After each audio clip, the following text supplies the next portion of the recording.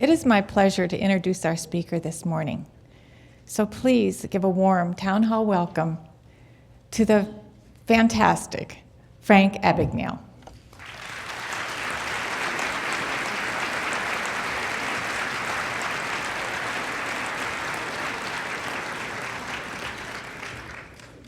Good morning. It's my pleasure to be here this morning. Welcome all of you here, and thank you very much for taking the time to come out this morning. It's a pleasure to have all of you here. As you know, 25 years ago, a journalist named Stan Redding wrote a book about my life called Catch Me If You Can. Stan Redding was a great writer, a great storyteller, and he wrote the book about my life from the ages of 16 to 21. Being a writer, the book was told as a story from the writer's point of view, Stan Redding. 25 years later, one of the world's greatest directors, Steven Spielberg, decided to make a movie about my life. And he, as a director of film, decided to tell the story from his point of view. And of course, I'm here this morning to tell you the story from my point of view. I was raised just north of New York City in a little town called Bronxville, New York, in Westchester County. I was educated by the Christian Brothers of Ireland at a private Catholic school where I went to school from kindergarten to high school called Iona in New Rochelle, New York. I was actually one of 4 children in the family, the so-called middle child of the 4. My parents, after 22 years of marriage one day, decided to get a divorce. Unlike most divorces, where the children are usually the first to know, my parents were very good about keeping it a secret. I remember being in the 10th grade when the father walked in the classroom and had the brother excuse me from class. I remember walking down the hallway and the father explaining to me that I would be transported up to the county seat in White Plains, New York, where my parents would be waiting to meet me and explain to me what was going on that afternoon. And I remember pulling up in front of the stone building that said family court, not really understanding what that meant. And as I walked up the steps and entered into the big, immense building, I realized that court was already in session and my parents were nowhere to be found. So I was escorted to the back of the courtroom, and when I walked in, the judge looked up and saw me at the back of the room, so he motioned me to approach the bench.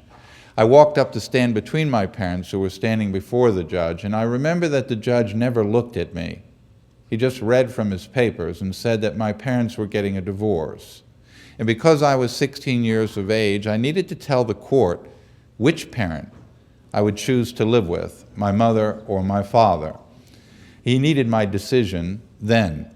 I started to cry, so I turned and ran out of the courtroom. Judge called for a 10-minute recess. By the time my parents got out to the lobby, I was gone. My mother never saw me again for 7 years. Contrary to the film, my father never laid eyes on me again, ever. In the mid-1960s, running away was a very popular thing for young people to do. A lot of them got caught up in Haight-Ashbury, the hippie scene, the drug scene. Instead, I took a few belongings from my home, packed them in a backpack, and boarded what was then the New Haven and Hartford Railroad for the short train ride down to Grand Central Terminal in New York. My father did own a stationery company, a stationery store, but actually in Manhattan, on the corner of 40th and Madison, still there today. Like all of us, we had to work in the stationery store. So from the time I was 14, I made deliveries for my dad all over Manhattan. I knew the city very well, so I started looking for the same type of work. There were a lot of signs on the windows: stock boy, delivery boy, part-time. I'd walk in and apply.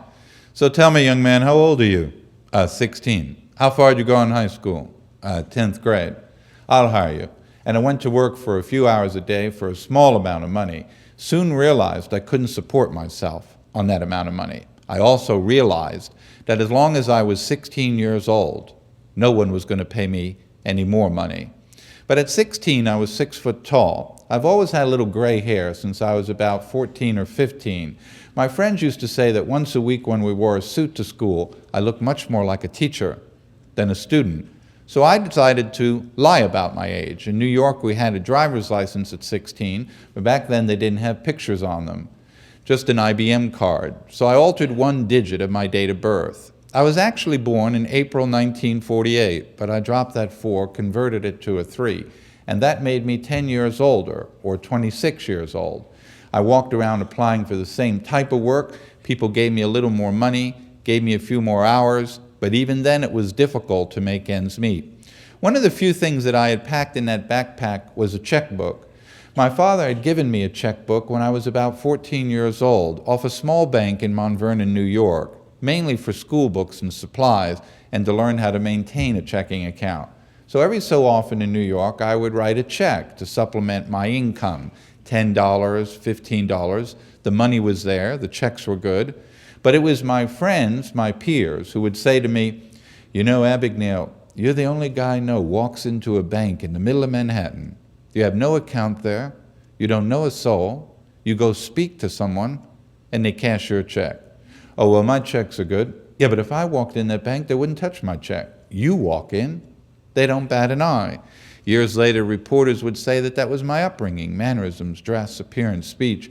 Whatever it was very easy to do. So consequently, when the $200 ran out, I kept writing those checks. And of course, those checks started to bounce. Well, the police were looking for me for the bad checks, but they were also looking for me as a runaway. So I thought maybe it was a good time to start thinking about leaving New York City. But I was quite apprehensive about going to Chicago, Miami. I wondered if in Miami they would cash a New York check on a New York driver's license as quickly as they did in Manhattan. I was walking up 42nd Street one afternoon about 5 o'clock in the evening, pondering all of these things, 16 years old, and I started to approach the front door of an old hotel that used to be there called the Commodore Hotel, now the Grand Hyatt.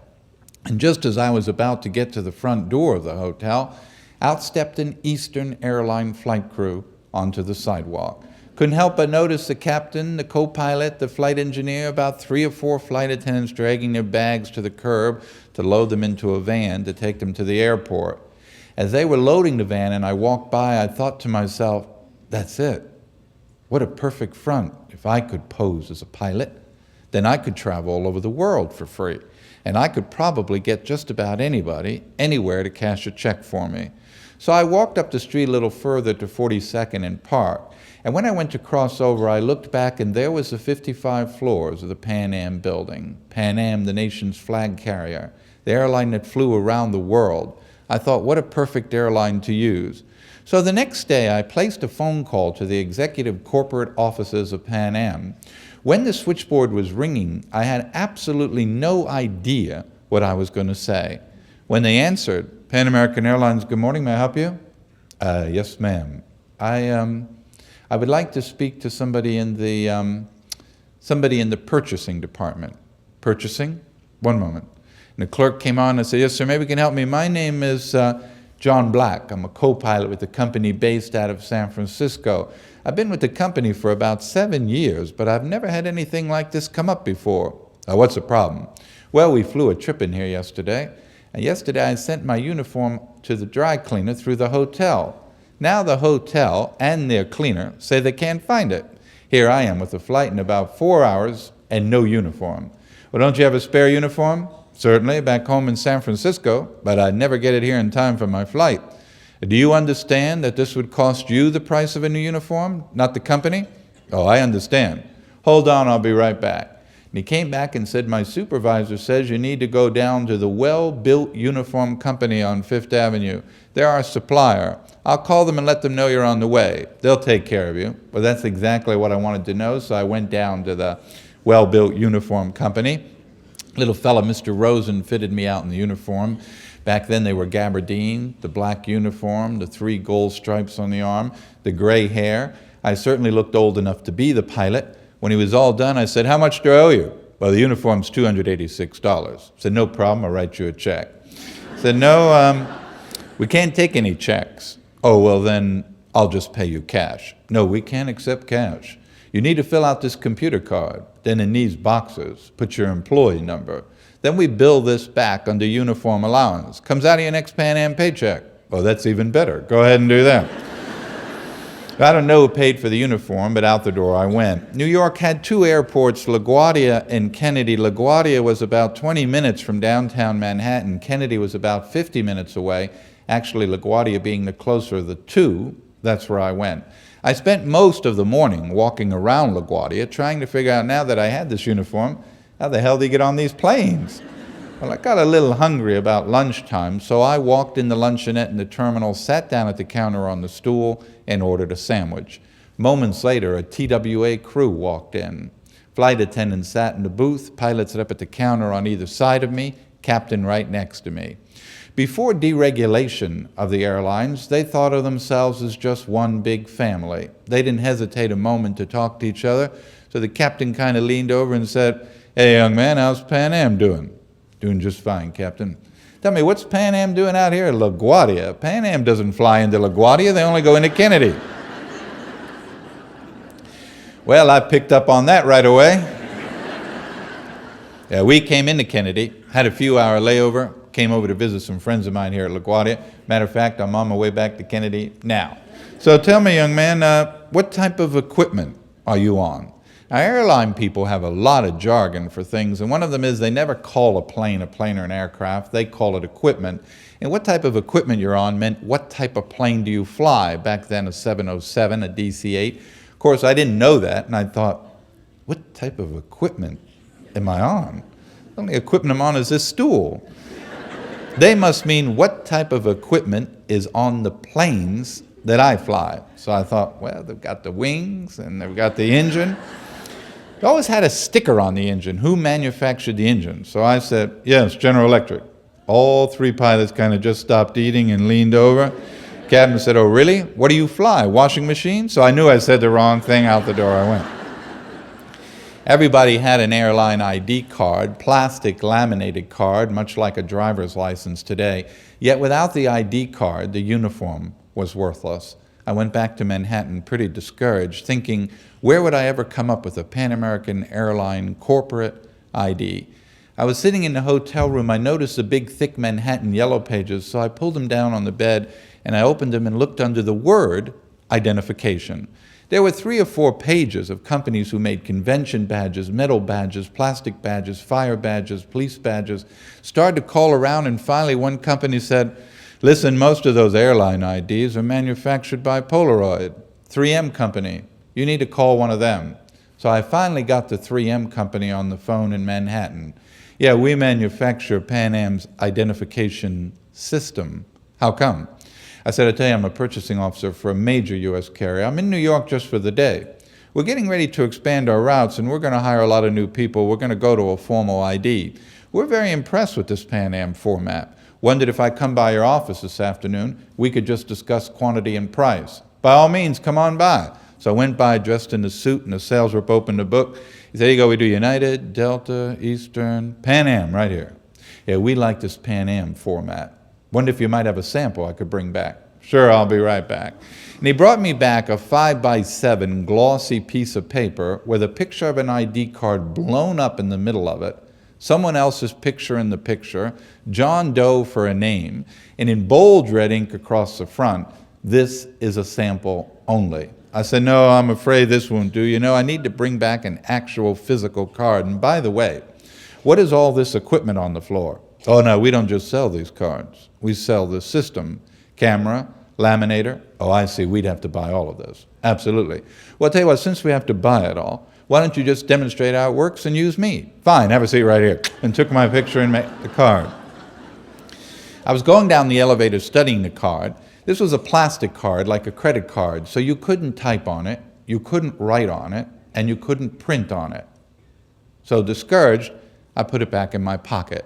There wasn't a single thing on the card that said Pan Am. There was a little blue border across the top in Pan Am's color blue, but that was it. As I was walking back, I noticed I had passed a hobby shop, so I stopped and walked back in. "Excuse me, sir, I see you sell a lot of models here." "Uh-huh. You sell models of commercial jetliners?" "Sure, right over there." And I bought a model of a Pan Am 707 cargo jet. Took it back to my room, opened the box, threw all the parts out. But at the bottom of the box was a sheet of decals that went on the model. And the little Pan Am logo, the round globe that would have went on the tail of the plane, went perfect right at the top of the plastic card. And the word Pan Am and the special styling of graphics that would have went on the fuselage went perfect across the top of the card, and the clear decal on the laminated plastic made a beautiful identification card. Pan Am says they estimate that between the ages of 16 and 18 years old, that I flew well over 1 million miles for free. Pan Am says I visited numerous countries around the world. Pan Am says keep in mind that though Frank Abagnale did in fact pose as one of our pilots, he never once stepped on board one of our aircraft. That's true. I never flew on Pan Am because I was afraid someone might say to me, I'm based in San Francisco, I've been out there 28 years, but I don't recall ever meeting you before.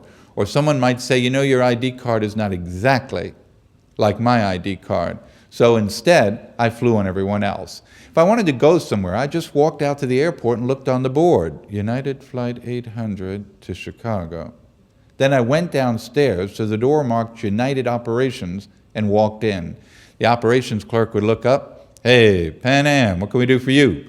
So wonder if the jump seat's open on 800. I need to deadhead to Chicago. Jump seat? It's open this evening. I'd like to get a pink slip pass. And I'd give him my ID, and he'd write me out a pass. I'd walk out, hand it to the flight attendant. She'd open the door to the cockpit, and I'd step in. There you had a captain, co-pilot, flight engineer, and a seat behind the captain called the jump seat, where pilots deadhead on company time. Now, because pilots love to talk shop, once you picked up that jargon, it was the same conversation over and over and over. So I just step on board, even Gentleman Bob Davis be right with Chicago. On the taxi out, always the same question. So Bob, how long you been with Pan Am? Been flying about 7 years. What position you fly? A right seat, which was airline terminology for a co-pilot's position. What type of equipment are you on? Had that one down perfect. Matter of fact, whatever they flew, I didn't fly. So I had no problems with that. Then when we'd arrive in Chicago, I'd go by the Pan Am ticket counter, but just enough to get the passenger service rep's attention. Sir, can I help you? Excuse me, where do we lay over here? The dead at a trip where somebody got ill, never laid over in Chicago. We use Parma House Hilton downtown. Catch the crew bus on the lower level at door 3 out. And I'd go down to the Parma House Hilton and walk in, and on the corner of the registration desk, there's a little sign that said Airline Cruise, register here. That was a 3-ring binder. You just signed in, referenced your flight number, showed your ID. They gave you a key. I would stay 2 or 3 days, and Pan Am would be direct billed for your room and your meals. I also could cash a check at the hotel, usually up to $100, because I was an employee of the airline. The airline had a contract with the hotel, and they would cash your check. But then I found out that every airline honors every other airline employee's personal check. A reciprocal agreement still practiced today in 2003, so that a Delta flight attendant can walk over to an American ticket counter, present her Delta ID to American, and get a personal check cashed at the counter, usually up to $100, and vice versa. Of course, when I found that out, I'd go out to JFK or LAX, only I'd go to everybody, Northeast, National, KLM, Air France. It would take me a good 8 hours, stopping at every counter in every building, all the way around the other end of the airport. But what do you have in 8 hours? Shift change, new people, so I'd go all the way back around the other way again. I made a great deal of money. The only reason I actually quit at 18 is that the FBI issued a John Doe warrant for interstate transportation of fraudulent checks, a federal offense. The John Doe warrant meant the FBI didn't know my identity. In the warrant, the FBI said that I was approximately 30 years old. I was 18. I had a great deal of money, so I hung the uniform up and moved to Atlanta, Georgia. In Atlanta, I moved into a very expensive singles complex called the Riverbend Apartments. On the application for the lease, there were many questions, and one of them was occupation. Well, I began to write down airline pilot, but the next question said employed by, supervisor's name, supervisor's phone number. I thought if they started making a lot of calls, that may raise suspicion. I figured I needed to come up with something that would be impossible to check out, yet something that would justify why I drive an expensive car, wear expensive clothes, and I don't work much. So I wrote down the word doctor. First thing came to my mind. But I had a very inquisitive apartment manager, and she said, "Oh, I see here you're a doctor." Yes, ma'am. What type of doctor are you? Well, I'm a medical doctor. However, I'm not practicing medicine right now. I left my practice out in Los Angeles to come to Atlanta to invest in some real estate holdings. I won't be practicing for about a year. How interesting. Well, tell me, what type of medical doctor are you? And I figured being a singles complex, pediatrician should be pretty safe. So I moved in, Dr. Frank Williams, pediatrician. You know, everybody called me doc, always the typical question. So doc, where'd you go to medical school? Columbia University in New York. Where'd you serve your internship? Harvard Children's Hospital, out in LA. Once in a while, one of the guys would come by, Ed, Paul, doc, look at my leg. I'm a little concerned, look at this. Paul, I can't examine your leg. You need to go to your own doctor, have him look at that. One of the girls came by, I always gave them a thorough examination and sent them on their way. I was young, but not stupid. I was living there for about 2 or 3 months. Everything was going great. One afternoon, there was a knock on the door. A very distinguished gentleman standing there, about mid-50s. Yes, sir, could I help you? Yes, you are Dr. Williams? Yes? My name is Gordon. Just moved in the apartment below you. Wanted to come up and introduce myself. Ah, new neighbor. Come on in. Have a seat. Well, I'm not only a new neighbor. I understand you're a pediatrician. Yes, I'm the chief resident pediatrician of the hospital up the street. Now, Dr. Gordon loved to talk about medicine. Every day on the way to the car, out to the pool, he'd stop you. And after a minute or two about the weather, he'd immediately start talking about medicine. Not being able to speak medical terminology, I in turn would cut him short. But I knew eventually he would get suspicious. Determined not to move, every day I went to Emory University's medical library. Every day I would read the daily journals from Johns Hopkins, from the Mayo Clinic. I would take a certain article, memorize it in part, and every night I would be sitting on the steps of Dr. Gordon's apartment so that when he pulled in, I was on his doorstep every single night. Hey, Doc, hear about this new theory they're using up at Mayo? What is it tonight? And I'd follow him into his apartment. If he'd go in his bedroom to get undressed, I'd go in his bedroom, sit on the bed. If he'd go in the kitchen, I'd follow him back and forth. Pretty soon he'd come home. Hey, Doc, I don't have time to talk to you right now. I got to go. Guys started to avoid me. That worked great, but a few weeks later, I received a phone call from the hospital administrator of the county hospital. Not a physician, but the hospital administrator. Dr. Gordon suggested I give you a call, that you would be more than happy to help us out in this unique situation. What's wrong? Well, in the midnight to 8 shift, I have a resident who supervises a number of interns, nurses on his shift. He's just been notified of a death in his immediate family. Georgia law requires the resident on duty be a full practitioner or a specialist. As you know, we have a shortage of doctors here in Atlanta. Dr. Gordon said you'd be more than happy to simply cover the administrative part of the shift just for a short period of time. Oh, well, there's no way I could do that. Well, he said that you had a great deal of free time. Absolutely, but I'm not licensed to practice medicine in the state of Georgia, just the state of California, where I hold my residency. All the red tape for just a short period of time. Oh, no red tape. I just bring it before the medical review board tomorrow morning. They'll issue a temporary certificate. You can start tomorrow night. Now, being one who hates to pass up a challenge, I couldn't help but give it a shot, and I worked at the hospital for a while. I did pass the bar in Louisiana, but not like the film showed. In Louisiana, you were not required to have a law degree to take the bar back in the late 1960s, and of course, Louisiana does practice under the Napoleonic Criminal Code of Procedure, so you had to study the code, which differs from other states. And you're allowed to take the bar as often and as you like. After about 10 weeks and numerous tries, by process of elimination, I passed the bar. I went on to teach school for a while. But a lot of people say it's all the scams that you pulled, the things that you came up with that were most amazing. I was walking down a Chicago street one day counting 5 $20 bills I had in my pocket. That's all I had. So as I was counting them, I noticed I passed the front door of a bank. So I stopped. And I sat outside and thought to myself, I'll go in this bank and open a checking account with this $100. I'll give them this phony Pan Am ID for identification. Tell them I don't drive. In 2 weeks, they'll mail me 200 printed checks with this name. And then with this ID, I'll be able to cash those checks anywhere. So I walked in and opened the account. New accounts person came back. Here's your receipt for your $100. These are temporary checks. We'll be mailing you your printed checks in about 10 days. Now, being young, I was always inquisitive. So I noticed that you didn't give me any deposit slips.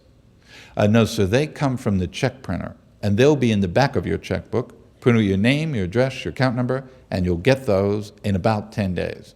See, I was curious if I wanted to make a deposit tomorrow, maybe next week, how would I do that? Oh, not a problem. You see the table in the lobby has all those forms on it?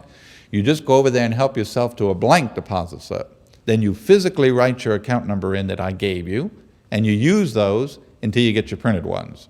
So I walked over and took a big stack of them off the shelf. Nobody cared and went back to my hotel, but I couldn't sleep. I kept staring at them. So the next day, I bought an old Burroughs 1000 magnetic encoder. It looked like a huge calculating machine. and you stick the check in there and magnetically encode your account number along the bottom. And I encoded my account number the bank had assigned to me the day before on the bottom of all these blanks.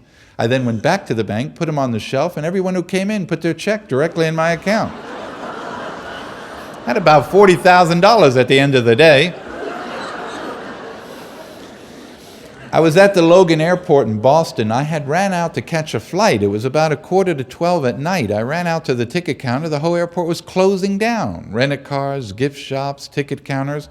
I walked up to the ticket counter. "Excuse me, you're closing the airport?" "Yes, sir. The airport lies in the heart of the city. We come under the government's noise abatement control program, so all jet operations cease at midnight. The next flight out is at 6:30 in the morning." I sat down wondering what to do, and I noticed all of them sticking all their cash and receipts in these big bank bags. Then they'd zip them closed, lock them, put them under their arm, walk around the counter, down the hall, to the bank that was in the terminal. They'd walk up, stick their key in the night box, open it, drop the bag down the chute, make sure it went all the way down, closed it, locked it. One right after the other. Hertz, Avis, Delta, Eastern, Dobbs House, dropping the bag. Well, I didn't give this a lot of thought, but I came back to the airport the next night about 11:45.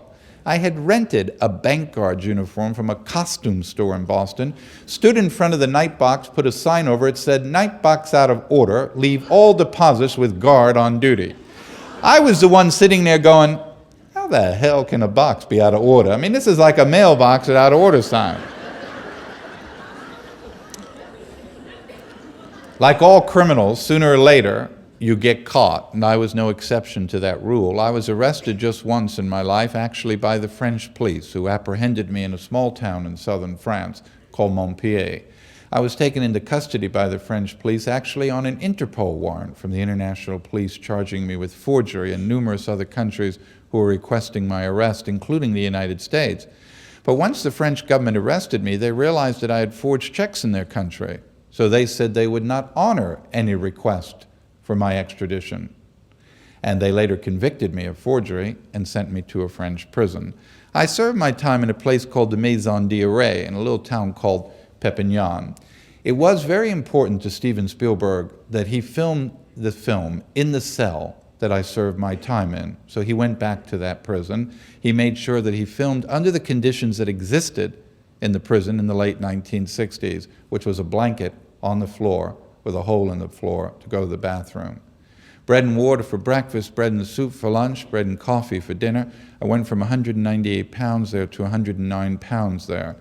When my sentence was over, I was extradited to Sweden, where I was later convicted of forgery in Sweden and sent to a Swedish penitentiary in Malmö, Sweden, where I served a prison term. I was then brought back to the United States and arraigned in federal court, charged with interstate transportation of fraudulent checks and flight to avoid prosecution. I would eventually be sentenced by a United States federal district judge in the federal court.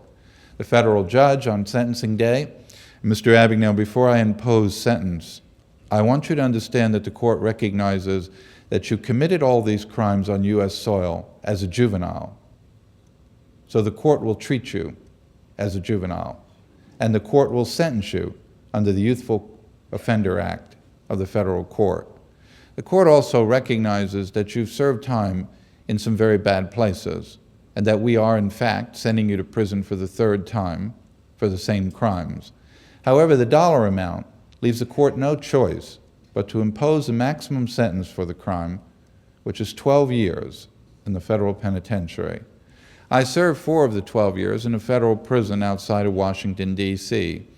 I would eventually be paroled from prison 4 years later at the age of 26 on the condition that as part of my parole, I would work with the federal government to help them in educating law enforcement officers on how to deal with the problems of counterfeiting and forgery. I would not be compensated for that. It would simply be part of my parole.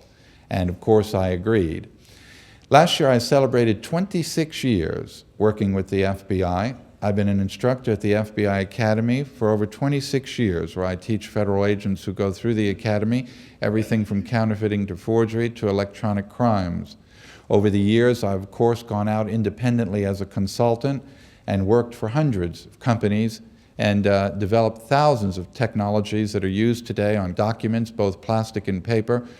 And of course, one of my longest and oldest clients makes their home here in Ohio, Standard Register Company of Dayton, Ohio, who is my oldest client that I have worked for years in helping them develop better security into the documents that they print for their customers around the world. And of course, today I work for many of the nation's largest banks, and I have had the opportunity during my career of 26 years to actually have gone in and worked with 65% of the Fortune 500 companies, including Procter & Gamble, and companies all over the world who have had the benefit to and had the opportunity to work with. I make my home in Tulsa, Oklahoma. I live there with my wife of 26 years and my 3 sons. My oldest boy is 24. He's a law student at Loyola School of Law in Chicago. He's completing his 2nd year of law school now. I have a son who is 21. He's a senior at the University of Nevada in Las Vegas. And I have a son who is 19 and a freshman at the University of Kansas at KU in Lawrence, Kansas.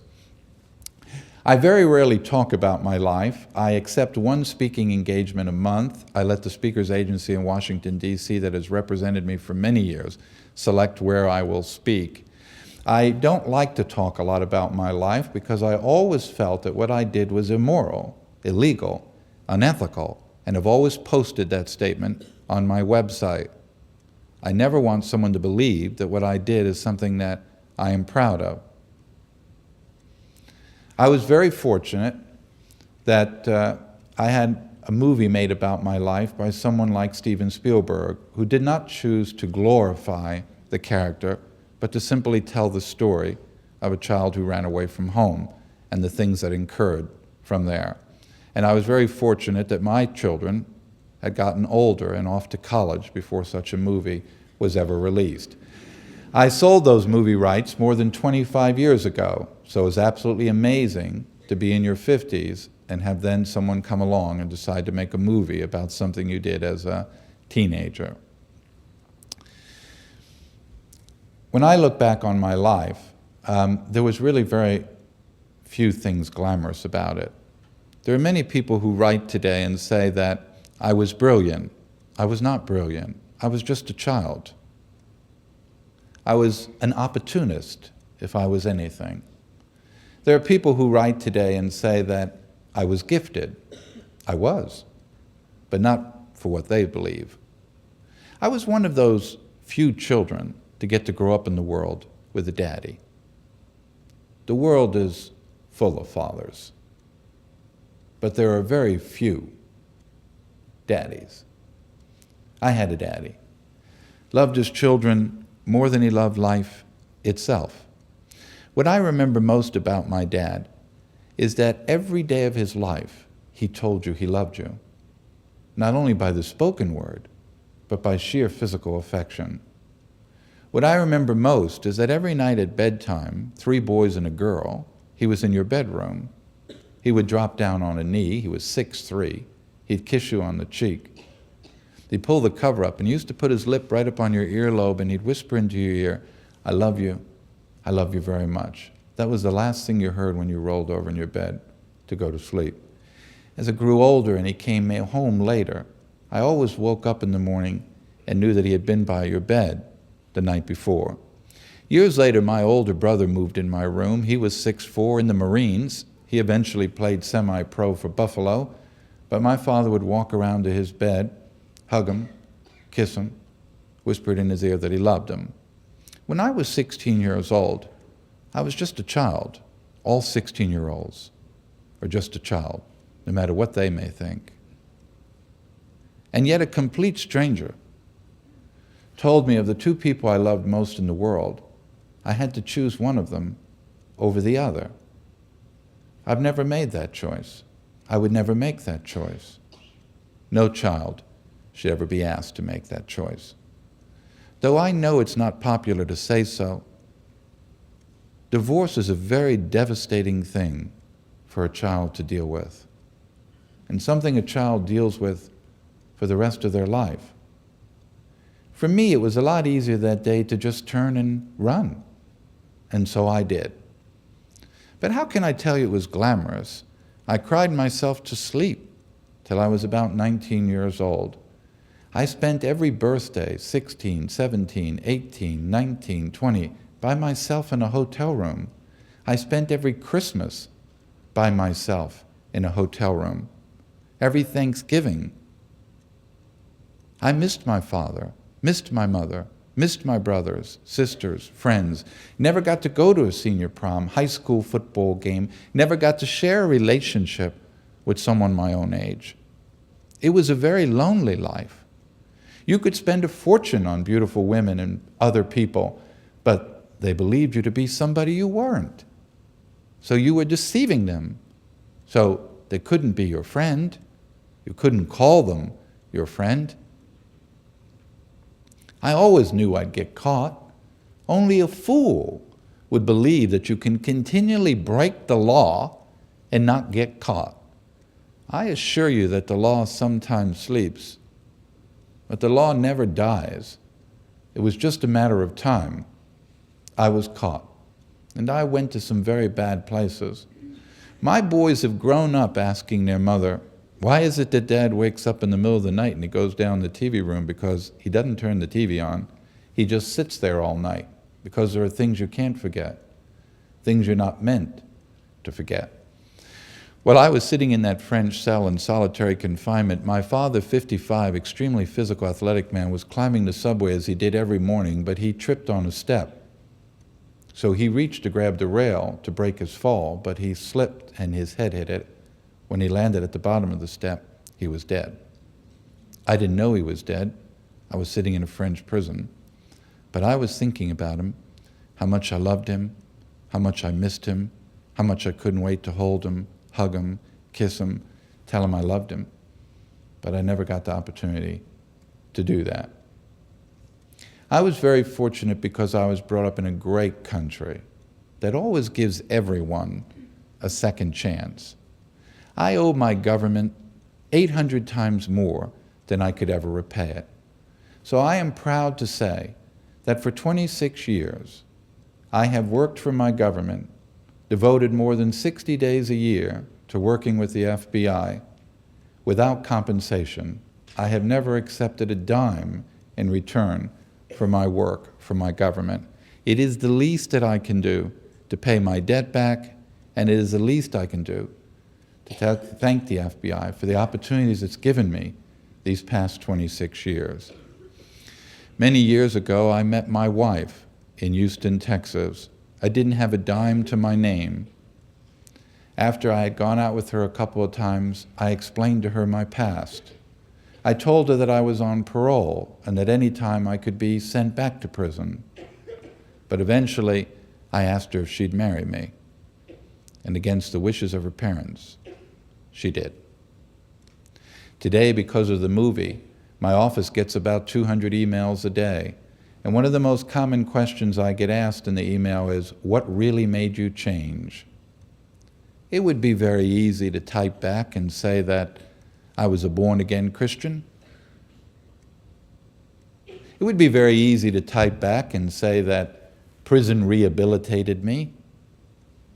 It certainly would be easy to write back and say that I grew older, wiser, matured, grew up, changed my ways.